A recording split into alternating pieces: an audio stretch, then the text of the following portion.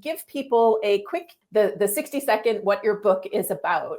And then I would love for you to then tell them a short version of what has transpired in the last month in particular. So my book is about bringing humanity back to the workforce. It's really about leading with purpose and values that are aligned with that purpose and moving forward towards the aspirational change you want to make in the world with intention. The second part of the book is a strategic framework to help people achieve those goals and fulfill their purpose. It was a lot of fun writing the book. And so I had this sort of moment in the universe where I was doing a Barnes and Noble signing, and this little 4-year-old girl, she bravely walked up to my table and asked and told me that she wanted to be an author when she grew up. In that moment, it was just really special. She told me she created her first book, and she touched my heart. At the same time, I didn't know that her mom, Taylor May, had recorded a 10-second video of me sitting alone at the table with no one stopping by when Taylor was there. So she posted this TikTok video that went hyper viral, a 10-second video that went hyper viral and touched every corner of the globe. Overnight, I became an instant bestseller.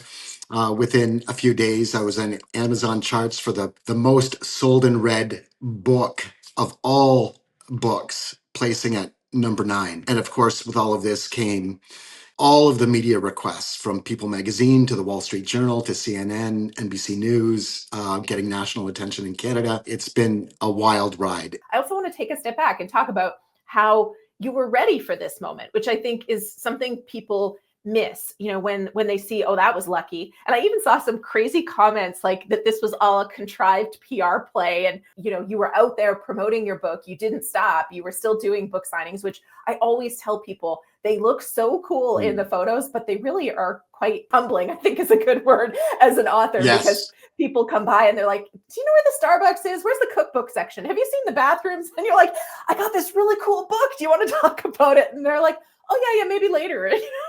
Exactly.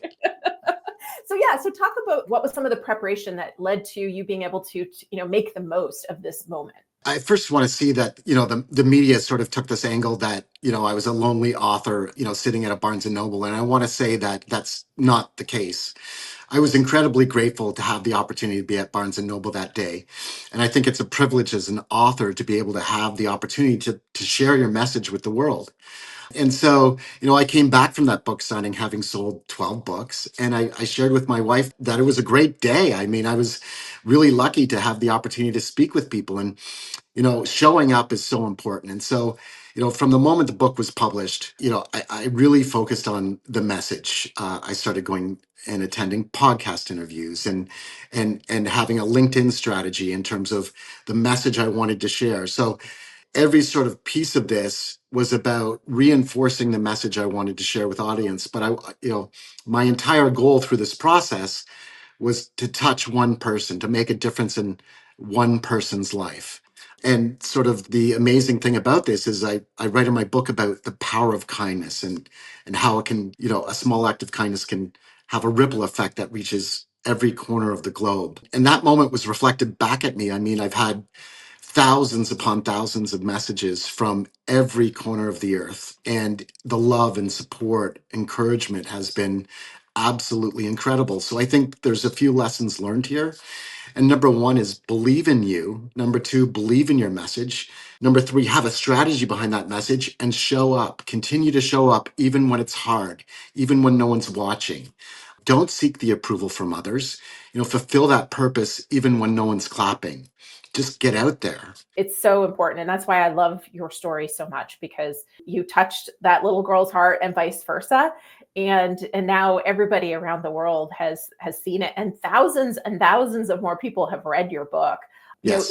Even watching the Amazon reviews climb in the week after, it was incredible. And people weren't just buying your book, they were immediately devouring the book. So it's good you had a good book when this happened. I would say, Julie, that this would have been sort of a flash in the pan, that 15 minutes of fame, if the book didn't stand on its own. And so, I've been very blessed, of course, and to hear back from readers that they're motivated and inspired and it's changing their perspective on leadership.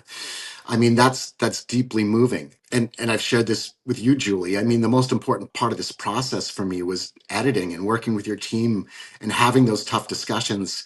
You know, more than 60 pages of my book ended up on the cutting room floor, and you've got to be open to that. You can't be so in love with your story that you're not willing to give up pieces of it.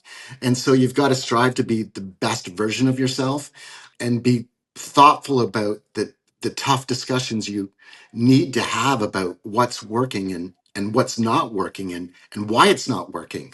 And so, you know, elevating that book was so important to the process.